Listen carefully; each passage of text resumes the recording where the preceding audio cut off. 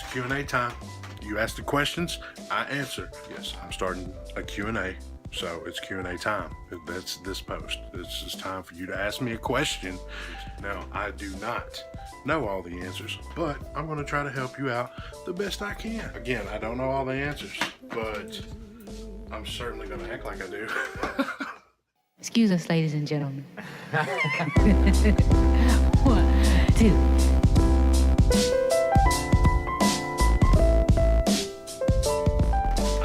Guys on Facebook to help me out with Q&A.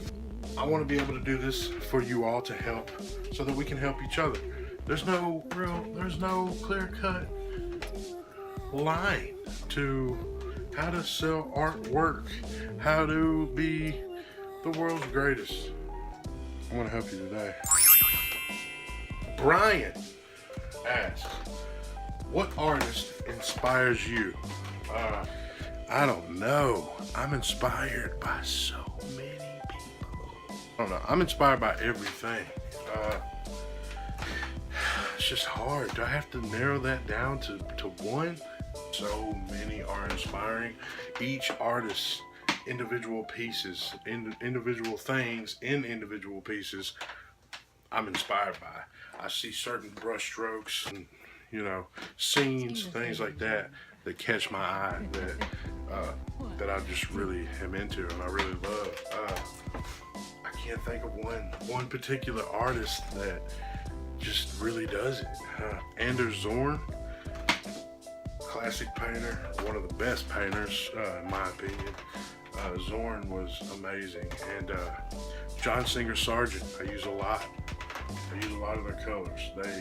John Singer Sargent to me was everything, and I'm inspired by his palette and how real he can make things look from just very few colors. I mean, 3 colors, red, yellow, and blue. You can do anything with those colors. Monica asks, was there ever a moment that you doubted yourself, and does that still happen? I'm human. It's gonna happen. There will be doubt. Naturally there's doubt, but the thing is about doubt, and let me tell you, I don't believe in failures. I'm gonna start with this. I don't believe in failures. If you're not winning, you're learning. All right. Anytime you get to a point that you fail, as we say, if you get to the point where you fail, you're already at the point of knowing more than you did before you started. So if you take that, do it again. You get back on that horse, you're gonna get just a little bit farther. So you're gonna fail your way to success every time. So the thing is about doubt, and the reason why, as soon as I have any doubt, I will get up, I will run around the house, I will make sure that it does not really enter my thoughts, because doubt will kill your dreams before failure ever has a chance. That is 100% the only way it is. Doubt will always kill your dreams before failure ever has a chance. Before you even have a chance to get started on what it is that you want to do for anything, your love, passion in life, before you even have a chance to get started, if you doubt yourself, I promise you, you're not going to get anywhere. Another thing about doubt that I want to cover just while we're here, people are going to doubt you. People are going to tell you that it can't be done, that there's an easier way, there's a safer way. Yeah? Allow them to be that doubt, because if someone ever tells you that you can't do something, if they say it can't be done, there's no way this can happen, believe them. They are 100% correct when they tell you that it can't be done. You know why? Because they can't fathom ever being able to do that themselves. They can't fathom that. Doesn't mean you can't do it. But let them doubt. They can doubt. Right? Haters be your motivators. Never doubt yourself. Believe in yourself. Belief always wins. This Candace asked, if you could own one famous painting, what would it be? These questions are so hard because my answers could just go on and on and on and on. Just one, Candace? Just one? Okay. Van Gogh. Not because Van Gogh is, pretty much the most mainstream artist name you will ever hear, but because he painted, and I think it was way before his time. I think it was a painting that when it was finished, when he finished it, everybody just looked at him like, that's not gonna work.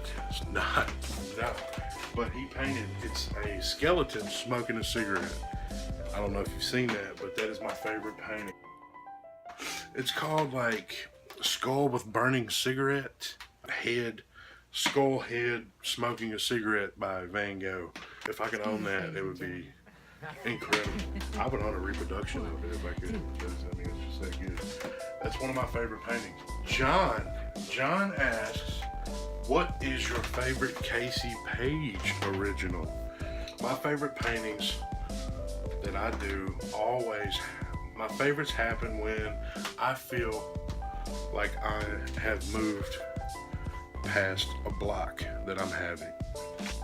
If in this stage of my art, if I don't feel like I am accomplishing what I want through my piece, if I do that with my next painting, no matter what it is, no matter what subject that is, if I'm able to get that look or that feel that I have always wanted, if I'm able to get that in the next piece, that is then my favorite piece. Whitney asks, at what age did you find your talent? Do you have any weird or unusual habits you do when you paint?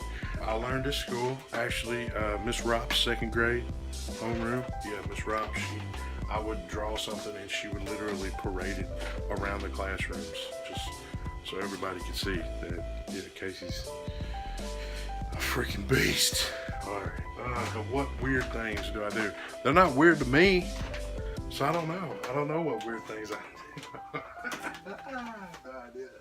Unusual habits that you do when painting. I have no idea. I mean, when I start painting, I'm so focused. I don't know if anything that I'm doing is weird. I have no idea. Or unusual. Chaz asks, how do you feel about the progress you've made in, let's say, the last 5 years? The progress that I have made in the past 5 years is astounding to me. It's just my entire life. Like I am naturally an optimistic person, sometimes a little overly optimistic. I can see the light in any darkness.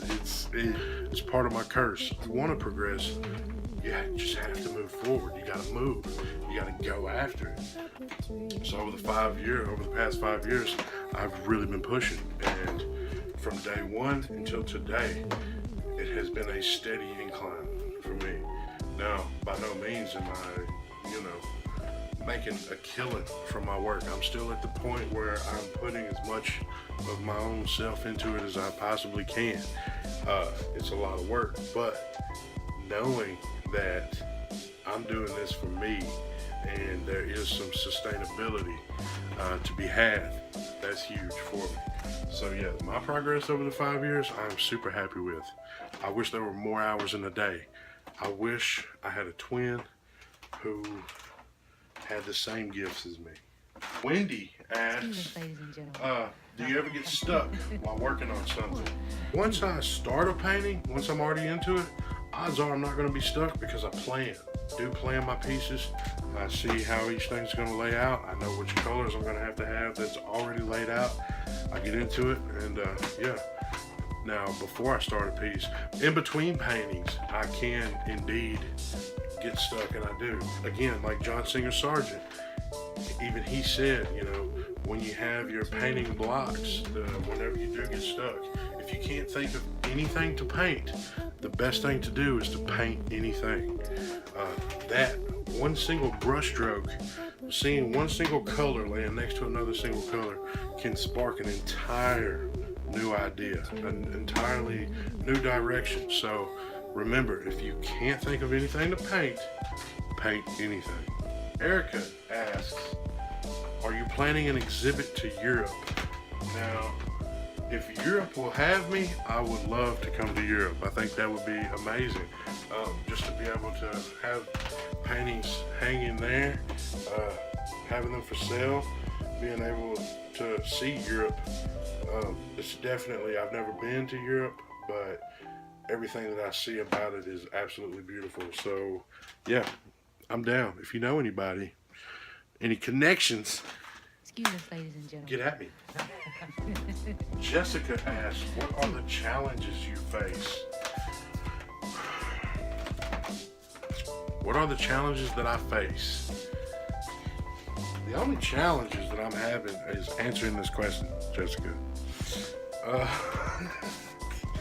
Challenges that I face. I don't know. Tomorrow hasn't happened yet. Right now is in the past. So I don't know. The only challenge, I am my only challenge. It's, will I not be lazy tomorrow? Will I make myself get up and go do the things that I have to do to be able to move my career forward into that direction? I am my only challenge. So yeah, I don't know. I look forward to the challenge. I do that. I do look forward to the challenge. I can tell you that. MJ Lowe asks, says, hello Casey, I'm French, 42 years old. I follow you since a year or more. Thank you, MJ Lowe. I appreciate you following me. Much love for that. MJ, one of MJ's questions is, how did you sell your first creation? A friend of mine was opening a store in my hometown. She knew that I had, dabbled in art, and she knew that I was good enough to maybe kind of help her get started with, some things for her customers to see. And so I hung a painting, and it sold pretty quick. I was surprised. She was happy to, get the sale, and so she wanted more. And so I kept them coming.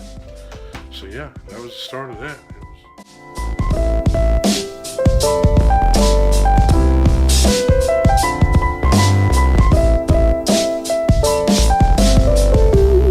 Up a tree.